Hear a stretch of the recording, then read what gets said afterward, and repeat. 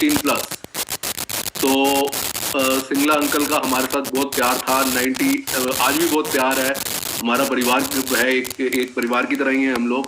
98 में सिंगला अंकल ने गुरुजी के चरण में जाना शुरू किया था, तब मेरे को पता चला था गुरुजी के बारे में। लेकिन मैं जाता नहीं था। मैं गुरु मतलब ऐसा नहीं, मैं भगवान को बहुत मानता था। मैं गुरु महाराज संत जाता था। बट मैं और मेरी मदर थे, हमने का पता नहीं सिंगला अंकल कहाँ जा रहे हैं, सत्संग में जाते हैं, क्या कहाँ जाते हैं। तो सिंगला अंकल से पता चला। मैंने सिंगला अंकल से एक बार पूछा कि अंकल गुरुजी मतलब क्या, कौन गुरुजी हैं, कहाँ कहाँ से हैं गुरुजी, गुरुजी क्या पत्री देखते हैं। मतलब हमारे माइंड में तो नॉर्मली एक यही रहता है, एक जो हमारी सोच है कि कोई संत महात्मा कोई गुरु होंगे जो कोई पत्री देखेंगे, कोई फेस रीडिंग करेंगे, कोई स्टोन्स बताएंगे। तो सिंगला अंकल कहते हैं नहीं, ऐसा कुछ नहीं है, वो तो कुछ नहीं करते, वो तो पहने हुए को भी उतार देते हैं। मैंने कहा ये कैसे गुरुजी हैं। 98 में भी मेरे को पता चला, 99 में भी उन्होंने मेरे को कहा। लेकिन जब गुरुजी का आदेश होता है, जब गुरुजी ने दर्शन देने होते हैं, जब गुरुजी ने ब्लेस करना होता है, तभी ब्लेसिंग्स आती हैं।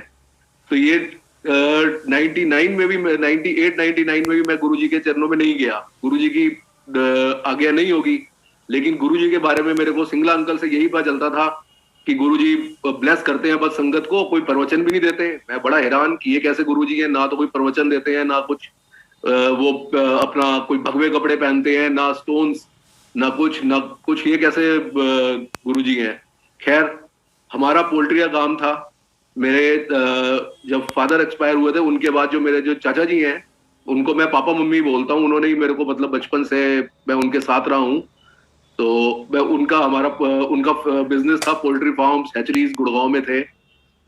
तो मैं उसी बिजनेस में उनके साथ बैठ गया था। तो मैं अपना सवेरे मॉर्निंग चला जाता था, इवनिंग में आता था। तो अपना रूटीन ऐसी हमारी रूटीन अपनी बनी हुई थी। तो वो लोग भी भगवान को बहुत मानते थे, लेकिन इन चीज में नहीं मानते थे, तो मैं भी नहीं गया।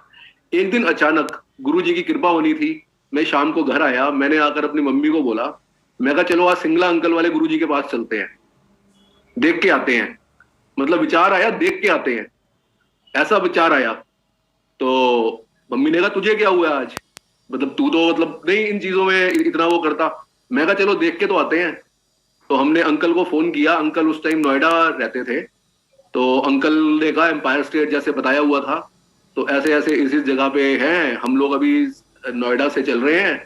तो हम लोग भी अराउंड 7 बजे तक वहां पहुंच जाएंगे। तो तुम लोग भी ऐसे ऐसे उस टाइम पहुंच जाना। ठीक है जी। बट क्यूरोसिटी थी, गुरुजी ने बुलाना था। तो मैंने अंकल से पूछ लिया जी वहां पर कुछ मत्था टेकना होता है, क्या करना होता है। कहते नहीं, वहां कुछ नहीं होता है, गुरुजी के यहाँ ऐसा कुछ नहीं होता है, कोई चढ़ावा नहीं है, कोई कुछ नहीं है। आपने जाना है, गुरुजी को मत्था टेकना है, जब हम आएंगे आपको बता देंगे, और जैसे बताया हुआ है पहले भी। ठीक है जी। बड़ी हैरानी हुई कि ये कैसे गुरुजी हैं। चलो जी, हम चले गए, पहुंच गए। हम एम्पायर स्टेट थोड़ा जल्दी पहुंच गए थे। सिंगला अंकल तब तक पहुंचे नहीं थे, उनको पहुंचने में अभी आई थिंक थे 15-20 मिनट, आधा घंटा था। तो हम एम्पायर स्टेट अपना बाहर कार खड़ी करते थे। बाहर गार्ड से पूछा, उन्होंने बताया ऐसे ऐसे अंदर चले जाओ। हम गए तो उस टाइम अभी गुरुजी का मंदिर का द्वार खुला नहीं था। आई थिंक 6:30 पौने 7 का टाइम था। उस टाइम विंटर स्टार्ट हो चुकी थी या होने वाली थी, तो थोड़ा अंधेरा जल्दी हो जाता था।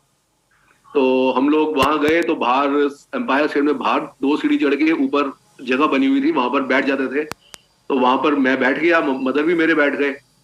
वहां पर एक संगत और आए, आई थिंक मेरे को उनका कर्नल पुरी थे वो, मेरे ख्याल से वो भी शायद नोएडा से ही आते थे। तो वो भी आके बैठ गए।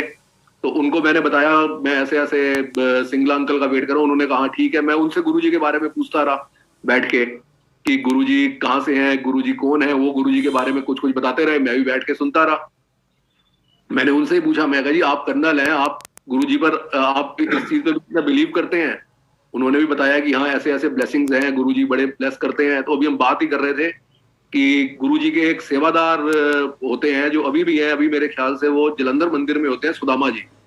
तो उन्होंने आगे दरवाजा खोला, हम अंदर गए। जब अंदर जाकर गुरुजी जहां सिंहासन पे बैठते थे, गद्दी पे बैठते थे, उससे पहले ही सीढ़ी उतरते ही मैं कोने पे बैठ गया और कर्नल साहब भी मेरे साथ बैठ गए। तो हम बैठ के बात करते रहे। इतनी देर में एक आंटी आती हैं, वो हमारे सामने आके बैठ जाती हैं। तो सुदामा अंकल आते हैं, वो कर्नल अंकल को बोलते हैं आकर कि ये सामने जो आंटी बैठी है ना, इनको बड़ी बॉडी एक्स रहती है। मैंने कहा यार बड़ा कमाल है, ये तो गुरुजी के सेवादार हैं इतने, इनको भी बड़ी ब्लेसिंग्स है गुरुजी की। गुरुजी के अंदर स्वरूप लगे हुए थे और गुरुजी बड़े मतलब अच्छे चोले में स्वरूप थे गुरुजी के। कहीं पे कोई गुरुजी ने किसी चोले में भगवा कपड़े नहीं पहने हुए, कहीं पे कोई माला नहीं, कोई कुछ नहीं, कोई ऐसा नहीं। ठीक है जी, हम बैठ गए, संगत आती गई, जो संगत बैठती गई। तो अराउंड थोड़ी देर बाद जब संगत काफी सारी आ गई तो दरवाजा, गुरुजी का रूम का दरवाजा खुला, गुरुजी बाहर आए, हम सब उठ के खड़े हो गए, हमने हाथ जोड़ के खड़े हुए। गुरुजी का एकदम देखने वाला रूप, रूहानी एकदम, गुरुजी का इतना ब्यूटीफुल गुरुजी लग रहे थे। मेरे को आज तक याद है, ये बात 2000 की होगी, आज तक मेरे को ये बात कल की तरह याद है। बिल्कुल ब्लैक चोला था गुरुजी का, ऊपर एम्ब्रॉयडरी हुई हुई थी, और एकदम कितने खूबसूरत गुरुजी निकलते हुए आए कि मैं उनको देखे ही जा रहा। और गुरुजी सब संगत को देखते हुए, इधर उधर देखते हुए जाकर गद्दी पे बैठ गए, और सब संगत लाइन में लग के गुरुजी को मत्था टेकने लगे, और मैं लाइन से साइड पे हो के गुरुजी को देखे जा रहा हूँ, और गुरुजी भी मेरे को देख रहे हैं। मैं लाइन में लगा हुआ हूँ लेकिन लाइन से साइड पे निकला हुआ हूँ, थोड़ा सा बाहर, हाथ जोड़ के, जैसे सब संगत खड़ी है, हाथ जोड़े हुए हैं मैंने भी, और मैं उनको देखे जा रहा हूँ और वो मुझे भी देखे जा रहे हैं। तो मैंने सिंगला अंकल को पहली रिक्वेस्ट करी थी, मैं कहा अंकल गुरुजी से आप मेरे को इंट्रोड्यूस करा देना। बट ये भी मेरा वहम था कि गुरुजी तो सब जानी जहान है, बट हमारी सोच ऐसी है।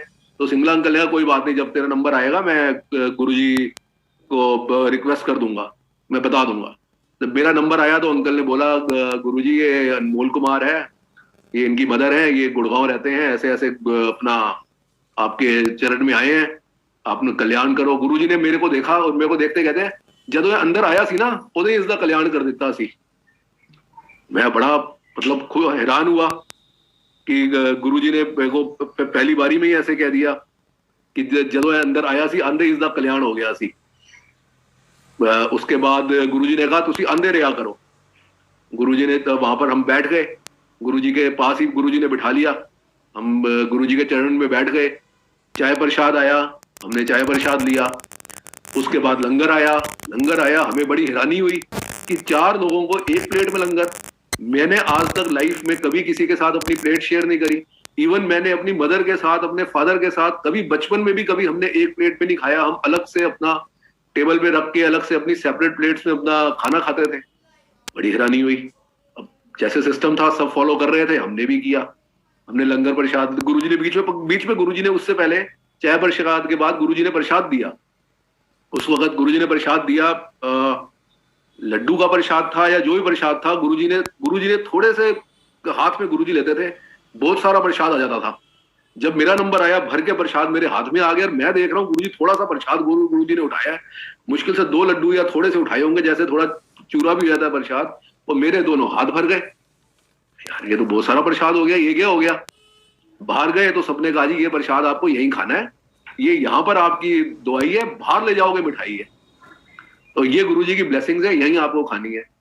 वहां पर हमने प्रसाद खाया। मतलब मैं इतना ज्यादा, मतलब मैं मीठा नहीं खाता था वैसे भी, बट वो प्रसाद खाया, मुझे पता ही नहीं चला, मैं प्रसाद खाता गया। उसके बाद लंगर भी हमने किया, लंगर भी गुरुजी ने प्रॉपर लंगर कराया।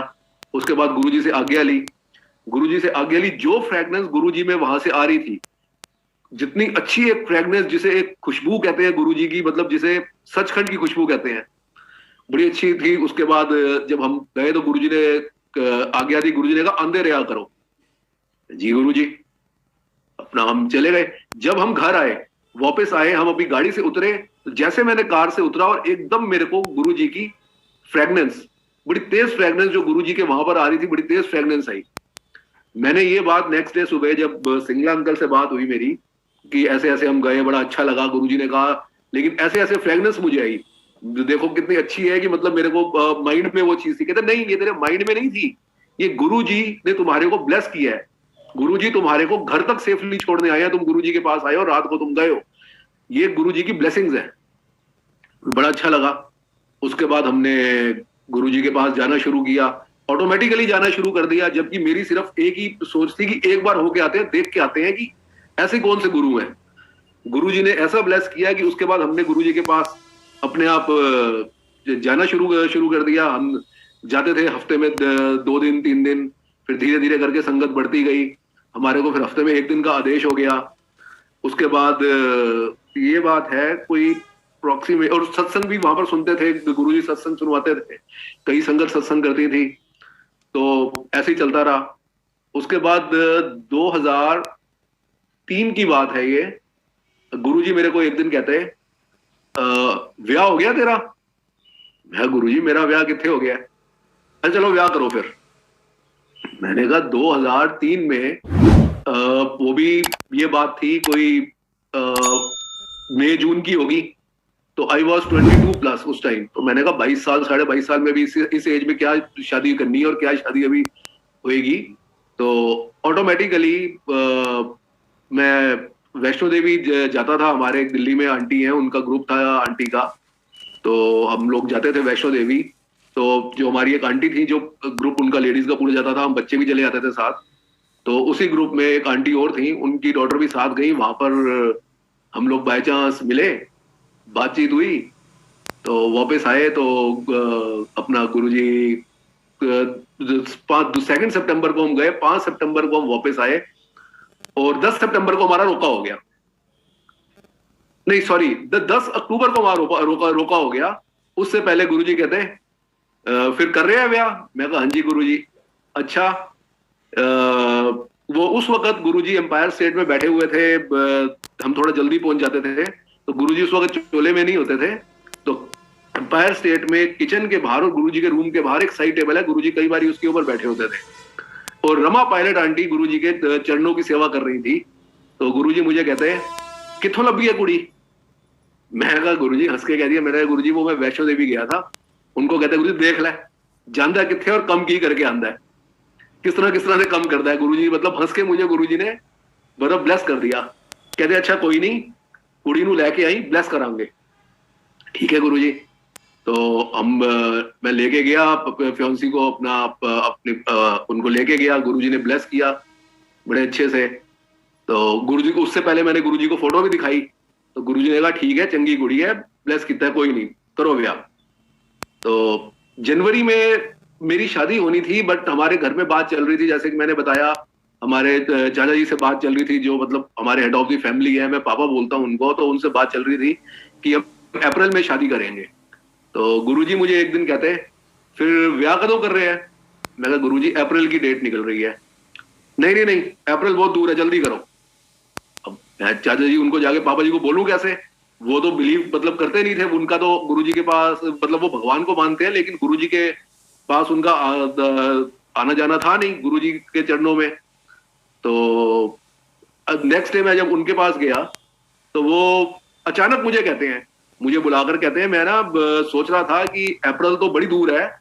मैंने उनसे मेरी जो वाइफ है उसका नाम रीमा है, रीमा के फादर से बात हो रही थी कि अप्रैल तो बड़ी दूर है, हम तेरी शादी जनवरी में कर देते हैं। अब ये देखो, ये भी गुरुजी ने ही अपने आप करवाया। लेकिन उससे पहले का एक सत्संग मैं आपको बताता हूँ। ये बात है सितंबर की बात होगी, जब ये अक्टूबर की बात होगी, जब रोका हो गया हमारा, तो एक सत्संग, एक संगत आई हुई थी पंजाब से, उनका मैं सत्संग सुन रहा था।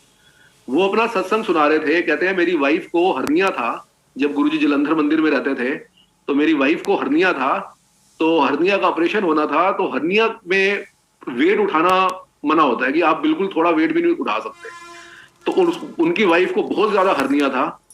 तो वो गुरुजी के पास आए, गुरुजी कल मेरे वाइफ का ऑपरेशन होना है, लेकिन वो बहुत तकलीफ में है। तो गुरुजी कहते हैं काम कर, तेरे घर में ना गमले पड़े हैं नीचे बड़े सारे, अपनी वाइफ को बोल एक एक गमला उठा के छत पे रख दे। कहते हैं गुरुजी हर्निया के पेशेंट को तो एक बाल्टी उठाना अलाउड नहीं होता। कहते दिमाग ना ला, जेड़ा कम किया वो कर जाकर। तो कहते वो घर गया, उसने अपनी वाइफ को बोला, उसकी वाइफ ने धीरे धीरे करके गमले ऊपर छत पे रखने शुरू कर दिए, और बहुत पेन, इतनी पेन की उनसे बर्दाश्त नहीं हो रही थी वो पेन। तो आखिर में जब 2-3 गमले रह गए, तो उनकी वाइफ बिल्कुल गिर गई, या बिल्कुल उनमें हिम्मत नहीं थी रखने की। तो वो गुरुजी के पास दोबारा वापस आए। उस वक्त गुरुजी जलंधर मंदिर में होते थे। तो रात को दोबारा वापस आए, उन्होंने गुरुजी को दोबारा जाकर उन्होंने रिक्वेस्ट करी कि गुरुजी बस अब और नहीं हो रहा। कहते अभी भी 2 गमले बचे हुए हैं, इतना ही बड़ा हर्निया रह जाएगा। तो उन्होंने वापस जाकर वो भी अपनी वाइफ से किसी तरह रखवाए। और सवेरे टेस्ट करवाया तो उनका हर्निया खत्म हो चुका था। ये बात मैं सुन के बड़ा हैरान, मतलब मेरा इतना साल से जाना हो गया था, बट फिर भी दिमाग में कई बारी, हम ह्यूमन बीइंग है, कई बारी ऐसी बात आती है दिमाग में। हमने कहा जी देखो ये भी कोई कल्याण है। अब लेकिन मेरे माइंड में ऐसी बात आ चुकी थी, ऐसा विचार आ चुका था, तो गुरुजी ने मुझे भी कुछ ना कुछ दिखाना था। तो उस दिन में क्या होता है, मेरी मदर के फेस पे पैरालिटिक शुरू हो जाता है, तो फेस थोड़ा सा उनका टेढ़ा होना शुरू हो जाता है। तो मैं उनको डॉक्टर के पास लेके जाता हूँ। डॉक्टर कहता है जी इनको फेशियल पैरालिटिक है, इनको ऑलरेडी शुगर बहुत रहती है, ये मेडिसिन खाते नहीं है ढंग से, इंसुलिन पे हैं ये, और इनको साथ में ये प्रॉब्लम स्टार्ट हो गई है। मैं इनको मेडिसिन दे रहा हूँ, देनी देनी है, उसके बाद जाकर असर शुरू होगा। अगर इन्होंने मेडिसिन बीच में गैप कर दी, अगर कोई एक डोज भी मिस कर दी इन्होंने, तो दोबारा से हमें रिपीट करना पड़ेगा। ठीक है, चाहे तुम घर बैठो चाहे कुछ भी करो, इनके लिए स्पेशल असिस्टेंट रखो, ये मेडिसिन मिस नहीं होनी चाहिए अगर इन्होंने ठीक होना है तो। और ये भी 2-3 महीने बाद इनका जाकर कुछ अपना स्टेबिलिटी आनी शुरू होगी, क्योंकि अभी हमने शुरू में ये प्रॉब्लम पकड़ ली है। हम जाते थे एम्पायर स्टेट, मैंने वहां बैठ के गुरुजी को रिक्वेस्ट करी कि गुरुजी ये तो आपने तो मैरिज के लिए ब्लेस किया था, अक्टूबर आ गया है, जनवरी में मैरिज है, ये तो बड़ी मुश्किल हो जाएगी अगर ये प्रॉब्लम हो गई तो। ये क्या प्रॉब्लम आ गई है? कोई गुरुजी से बात नहीं करी, गुरुजी से वहां बैठ के सिर्फ मैंने अपने मन में बोला। रात को मैं घर आके सो गया, गुरुजी मुझे ड्रीम्स में आते हैं, दर्शन देते हैं, मैं भागता हो जाता हूँ गुरुजी के पास। मैं कहता हूँ गुरुजी, हाँ हाँ मैनू पता है, अपनी माँ करके परेशान है ना? मैं कहा हाँ जी गुरुजी, कोई नहीं फिक्र ना कर, वो हो जाएगी, ठीक हो जाएगी, साड़ी शरण विच आ गई, हो जाएगी ठीक। मैं कहता हूँ लेकिन गुरुजी चलो चलो, और मैं क्या अब इससे ज्यादा गुरुजी को बोलूंगा डांट ना मार दें, और उसके बाद मेरा ड्रीम खत्म हो जाता है। और विद इन अ वीक मेरी मदर का फेशियल पैरालिटिक बिल्कुल ठीक हो जाता है, 100% ठीक हो जाता है। डॉक्टर इस बात से हैरान आज तक है कि मैं बिलीव नहीं कर सकता कि ये कैसे हुआ है, ये हो ही नहीं सकता, ये नेक्स्ट टू इम्पॉसिबल है। तो करने वाले सिर्फ गुरुजी है। ये इतना बड़ा कल्याण सिर्फ गुरुजी ही कर सकते हैं, जो इस वक्त कलयुग के अवतार हैं। उसके बाद आफ्टर नेक्स्ट मंथ अचानक सेम एक और प्रॉब्लम आती है। मैं शाम को घर आता हूँ अपना काम से, तो मेरी मदर मुझे कहती है कि मेरे को ना लेफ्ट साइड में बड़ी पेन हो रही है साइड पे। हम दोबारा डॉक्टर के पास जाते हैं, डॉक्टर चेक करता है, अल्ट्रासाउंड लिखता है, नेक्स्ट डे हम रिपोर्ट लेके जाते हैं, तो डॉक्टर कहता है जी इनकी किडनी में स्टोन है, तो ये मेडिसिन ले लो। लेकिन ये स्टोन अपना इतना बड़ा नहीं है, लेकिन लेडीज में ये नॉर्मली अपना कई बारी पानी ज्यादा पिए, यूरिन के थ्रू भी निकल जाता है, लेकिन इसमें कम से कम इनको 1 से 1.5 महीना लगेगा। ठीक है, मैं फिर गुरुजी को रिक्वेस्ट करता हूँ, गुरुजी को अरदास करता हूँ, एम्पायर स्टेट जाते हैं, प्रसाद खाते हैं। नेक्स्ट डे जिस दिन रिपोर्ट आती है, शाम को हम डॉक्टर को दिखाते हैं, रात को हम एम्पायर स्टेट जाते हैं, लंगर करते हैं। नेक्स्ट डे मॉर्निंग अपना जो भी मेडिसिन लिखी थी डॉक्टर ने चलती है। शाम को मैं घर आता हूँ, मेरी मदर कहती है मुझे शाम को अभी दोपहर की इवनिंग में मुझे ऐसा फील हुआ है कि जैसे मेरा स्टोन निकल गया है। ये कैसे हो सकता है? तो हम अब पेन भी नहीं है कुछ भी, तो हम फिर नेक्स्ट डे डॉक्टर के पास जाते हैं। डॉक्टर कहता है यार तुम लोगों ने अच्छा मजाक बना के रखा हुआ है, कभी तुम्हारे पैरालिटिक ठीक हो जाते हैं, कभी तुम्हारा स्टोन ठीक हो जाता है, कभी कुछ ठीक हो जाता है, अब ये तो शुगर भी है, ये भी ऐसी ठीक हो जाएगी। लेकिन कुछ ना कुछ गुरुजी कल्याण, गुरुजी को पता होता है कि क्या क्या प्रॉब्लम हेल्थ में देनी है, उसको कब तक देनी है। तो शुगर तो खैर मेरी मदर की नहीं ठीक हुई थी, लेकिन उसमें भी गुरुजी ने कुछ ना कुछ अपनी ब्लेसिंग्स देते रहते थे, उनका चलता रहा जब तक वो रही। तो ये सब गुरुजी की ब्लेसिंग्स ही हैं। लेकिन बीच बीच में गुरुजी मेरे को हमेशा एक बात बोलते थे, मैं पोल्ट्री का बिजनेस करता था, तो गुरुजी मुझे हमेशा एक बात बोलते थे कि पंजाबी में इसको लाइव चिकन को कुक्कड़ बोलते हैं। तो गुरुजी बोलते थे कि तो कुक्कड़ वड़ना है कि बेचना है, मतलब काट के बेचता है या जिंदा बेचता है? मैं गुरुजी जिंदा बेचता हूँ, जिंदा बेचा कर, काट के मत बेचा कर। पर बीच में ये फिर मेरे को कहीं ना कहीं कुछ प्रॉब्लम आनी थी। मैंने उस बात को नहीं माना गुरुजी की, मैंने चिकन का ड्रेस चिकन का काम स्टार्ट कर दिया। मैंने काफी एक मेजर प्लांट लगाया दिल्ली एनसीआर में, काफी अच्छी बिग होटल्स रेस्टोरेंट चेन को मैंने लॉस हुआ कि बता नहीं सकता। ये गुरुजी मुझे पहले ही बता चुके थे। अब जो चीज हम नहीं मानेंगे गुरुजी की, उसमें तो तकलीफ होनी ही होनी है। और हमारी जब मैरिज होनी थी, मुझे एक सत्संग और याद आ गया। जब हमारी मैरिज होनी थी तो मैं गुरुजी को शादी का कार्ड दे के आया, और और संगत के लिए भी जैसे कार्ड दे के आया। तो गुरुजी तो मेरी मैरिज में नहीं आ सके। मेरी मैरिज दिल्ली बॉर्डर पे हुई थी, फार्म हाउस में। 22 जनवरी 2004 को मेरी मैरिज थी, और पूरी दिल्ली में इतनी बारिश थी, इतनी बारिश थी कि आप कह नहीं सकते। सड़कों पे वाटर लॉगिंग हो गई थी, इतनी ज्यादा बारिश कि पॉसिबल ही नहीं था कि इवनिंग में मैरिज ढंग से हो सके। शाम तक बारिश बढ़ती गई, बढ़ती गई, बढ़ती गई। हमारे जो टाइमिंग्स थे, हमारे जो फेरे के टाइमिंग्स थे, वो जल्दी थे, इवनिंग में थे। टाइम पे हम लोग पहुंच गए, और 7 बजे इतनी बारिश दिल्ली में दोबारा स्टार्ट हो गई, इतनी ज्यादा बारिश स्टार्ट हो गई कि लोग वहां पर आ रहे थे और सब भीगे हुए। और हमारे फार्म हाउस पे एक बूंद बारिश की नहीं, एक भी बूंद बारिश की नहीं। एग्जैक्टली एग्जैक्टली 250 मीटर्स के राउंड अबाउट पे हर जगह बारिश हो रही है। हमारे ऊपर बादल बने हुए हैं, इतने बुरी तरह बादल बने हुए हैं, और ऐसा फील हो रहा है कि जैसे कोई हाथ रोक के खड़ा हुआ है।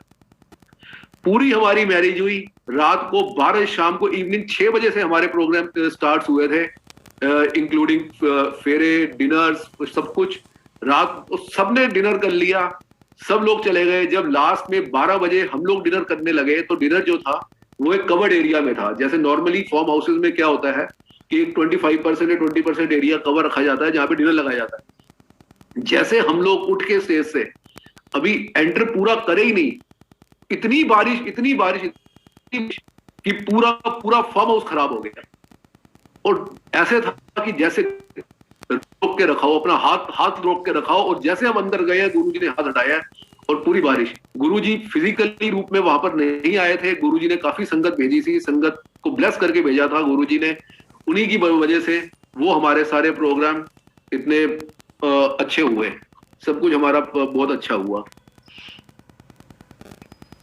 उसके बाद मैं एक सत्संग और आपको करता हूं। गुरुजी ने जब महासमाधि ले ली थी, तो उसके बाद हम बड़े मंदिर जाते थे। मंडे के, नॉर्मली मंडे को भी जाते थे हम। तो एक दिन मुझे रात को, संडे रात को, मैंने मंडे को जाना था, संडे रात को मुझे ड्रीम आता है कि मैं बड़े मंदिर में बैठा हुआ, बड़े मंदिर के बाहर खड़ा हुआ हूं, मुझे प्रसाद मिल गया है और चाय प्रसाद नहीं मिला है मेरे को। वो, और हम वेट कर रहे हैं, दरवाजा बंद हो चुका है। वहां पर सिंगला अंकल भी खड़े हुए हैं। मैं कहा अंकल आप बाहर कैसे खड़े हो, आप तो अंदर। नहीं नहीं, तो तू क्या कर रहा है यहाँ पर। मैं कहा ऐसे ऐसे, मैं तो प्रसाद मिल गया, चाय प्रसाद तो मेरे को मिला नहीं है। कहते नहीं नहीं, जो गुरुजी की ब्लेसिंग थी वो तेरे को मिल गया, जाओ। मैं चला जाता हूँ, मेरा ड्रीम खत्म हो जाता है। मैं सवेरे उठ के सोचता हूँ ये क्या अजीब सा ड्रीम था, मैं गुरुजी के दर्शन तो हुए नहीं। चलो हो सकता है वैसे कोई ड्रीम आया हो, मैं रात को सोच के सो रहा हूँ। नेक्स्ट डे मैं बड़े मंदिर जाता हूँ, अंदर जाता हूँ, समाधि में मत्था टेकता हूँ, हॉल में मत्था टेकता हूँ, बाहर आता हूँ, बैठता हूँ। वहां पर जैसे मैं बैठता हूँ, पहले वहां पर प्रसाद देते हैं, ब्रेड पकौड़ा का प्रसाद मिलता है, और साथ में अनाउंसमेंट हो रही होती है उसमें कि आज बाय चांस चाय प्रसाद अभी खत्म हो गया है, इसको बनने में टाइम लगेगा, जिस संगत को रुकना हो वो रुके, अगर अदरवाइज वो आज्ञा ले सकते हैं। मेरे गूज बम्स आ गए कि ये क्या हुआ है। फिर भी मैं रुका, मैंने कहा मैं 5 मिनट रुक के देखता हूँ, शायद मेरे को सबर करना पड़े, उसके बाद प्रसाद मिले। 15-20 मिनट बीत गए, दोबारा अनाउंसमेंट हुई कि अभी चाय प्रसाद और टाइम लगेगा। मैं उठा, मैंने गुरुजी से मत्था टेका, गुरुजी से माफी मांगी कि गुरुजी आपने जो, इसमें भी कोई कल्याण था या इसके पीछे भी क्या रीजन होगा जो हमें नहीं समझ में आती है, इसके पीछे कुछ होगा। तो मैं बाहर आया, बाहर जैसे मैं आया, अभी मैं अपनी कार तक भी नहीं पहुंचा तो पीछे चाय प्रसाद शुरू हो चुका था। अब इसमें भी गुरुजी की बहुत बड़ी कोई कृपा रही होगी। मेरे को एक सत्संग और याद आ रहा है के टाइम का, जब ये कोविड स्टार्ट हुआ था, ये फर्स्ट जब ये स्टार्ट हुआ था कोविड पैंडेमिक फर्स्ट वाला 2020 में, उस टाइम हम बड़े परेशान रहते थे। काफी न्यूज सुनने को आती थी कि ऐसे काफी मिस हैपनिंग्स हो रही है, काफी कुछ हो रहा है। मेरे को बड़ा डर रहता था कि ये क्या होगा, कैसे होगा।